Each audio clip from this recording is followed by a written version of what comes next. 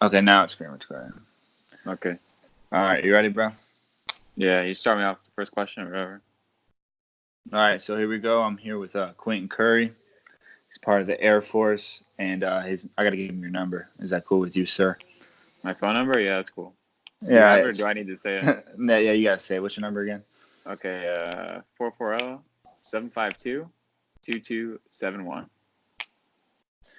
Okay. All right, that's his number. All right, thanks for talking to me. So to get it started, I'm gonna learn more about the Air Force. So, what's your particular position in the Air Force? So, like you said, I'm in the Air Force. My particular job is I am air traffic control. Specifically, I work in a control tower. So, you'll see me whenever Okay. you fly out of like airports or anything like that. The big tower. I'm up there talking to the planes Um, and aircraft on a daily basis. all right. So, how long you been in this position for? I've been in the Air Force for about 2 years, 2 years. but I've only been certified as an air traffic controller for maybe about a year because our training is so long. So I was in training for about a year, and I've only been actually certified for about a year. Okay, so when you talk about your certification, about how long did that take to like get skilled in? Like, was it difficult? Was it hard? Yeah. Like, So, um, my career field as air traffic controller is one of the more difficult ones in the Air Force. We have a washout rate of hmm about 50%. So that means about 50% of the people who try to get this job are hmm gonna at some point or another fail out. So what the process to make it to where I'm at looks like is if you go through 2 months of basic military training, and anyone who joins the Air Force has to do that. And then okay, following that, you go to your specific job training. And for air traffic control, that school is 4 months long. So once you pass that 4 month long school, then you go to your first duty station, which mine is here in Dover, Delaware. And then you train at that specific base. And that can take anywhere from 6 months to a year. Mine took about 10 months until I was actually 10 months altogether until I was actually certified to work, alone by myself. That's kind of where I'm at now. And, all like I right, said, that is, I'm sorry. now go on. I was just saying, it just varies kind of base to base, the different type of, planes we have. So here in Dover, we have a lot of large cargo planes, and some hmm other bases will have smaller, fighter jets and stuff. So that can kind of, the kind of planes, the kind of volume of traffic a base has can kind of dictate the washout rate at a particular base. Okay, so in particular, why did you choose air traffic control over another position in the Air Uh, Force? And yeah, do you think it's the best thing to choose? the reason that I picked air traffic control was because I was looking for a job that I think that I thought would transfer well over to the civilian side of things. Okay. I looked into air traffic control a bit before I joined and everything. And air traffic control on the civilian side does pay quite a bit of money. So that's kind of what I was looking for, and that air traffic control doesn't require any kind of high, or college degree or anything like that. So kind of just start from the ground up, yourself. So once I could do my 6 year enlistment, if I do decide to get out, I can go right into an FAA, a civilian side air traffic control job, and I can get right into it, making very decent amount of money. As far as the best career field in the Air Force goes, um, I don't think that maybe there is an objective best. It kind of depends, on the kind of person that you are, what you're looking for in hmm your career, in life, whatever. Like I said, I kind of am deciding, looking towards, getting out after 6 years. And air Yeah. traffic control is a very transferable job, like I said. So this kind of job is the best for my particular situation.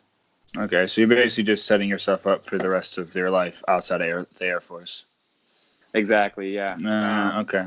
Cool, cool, cool. Yeah, there's a lot of people. I work with civilians as well as other military members, and, Okay. and these civilians, some of them have been doing this particular air traffic control for 30 plus years, so they know, I would say they know everything about this job basically.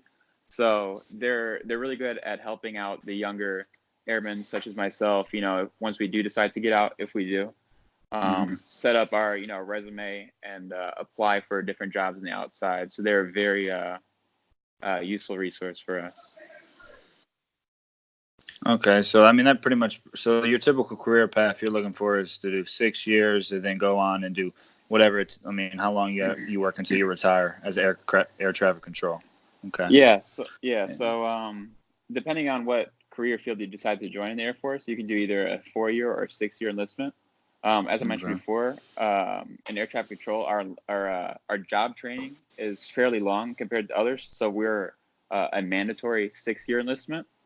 And then if you do decide to stay in the Air Force and retire, you would have to do a minimum of 20 years, which I do know a few people who've gotten to that point. But most of the younger guys, single like me, they do decide to get out, to make more money and stuff. Yeah, definitely seems like something you want to get out of after a while. Yeah. So now you've been here for like 2 years. So like what's your typical day look like for you?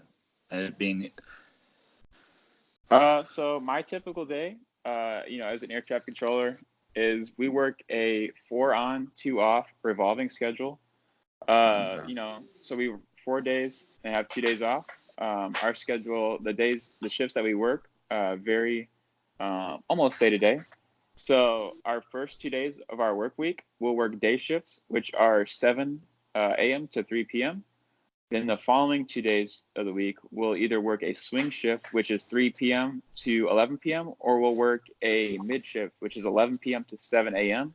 Then we'll have 2 days off, and we'll just kind of just, rinse and repeat.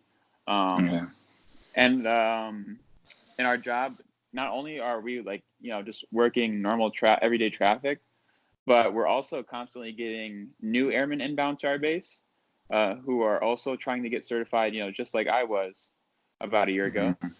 So not only am I, working normal traffic every day and, doing my normal job duties, but I'm also training, the next generation of airmen who are going to be doing air traffic control at Dover. So it is a little special, I suppose. So you train people as you're working, even though you only been there for like a year? Exactly, yeah. So with the radios that we plug in to talk into the planes have 2 slots, one for an instructor, which would be me, and then one for a trainee, which would be, a younger airman who would plug in with me, and the, reason behind that is they're still learning. So sometimes they might say things, to the aircraft that's not, 100% correct.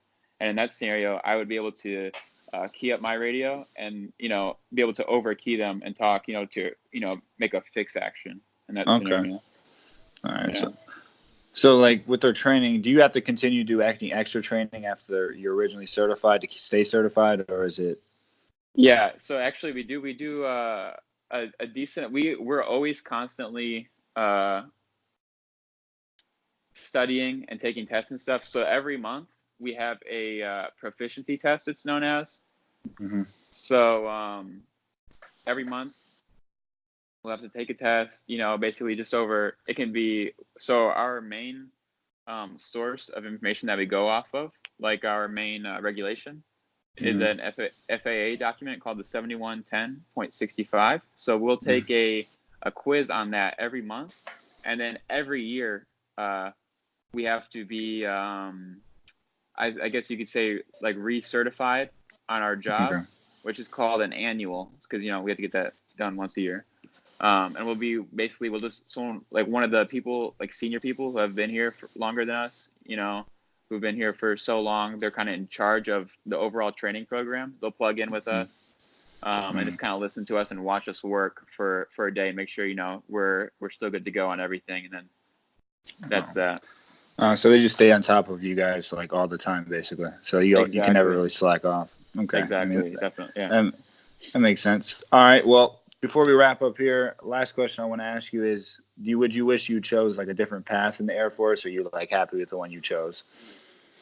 So I guess you could say that I'm kind of conflicted maybe, because one of the jobs that I was looking at before I joined the Air Force was called a load master.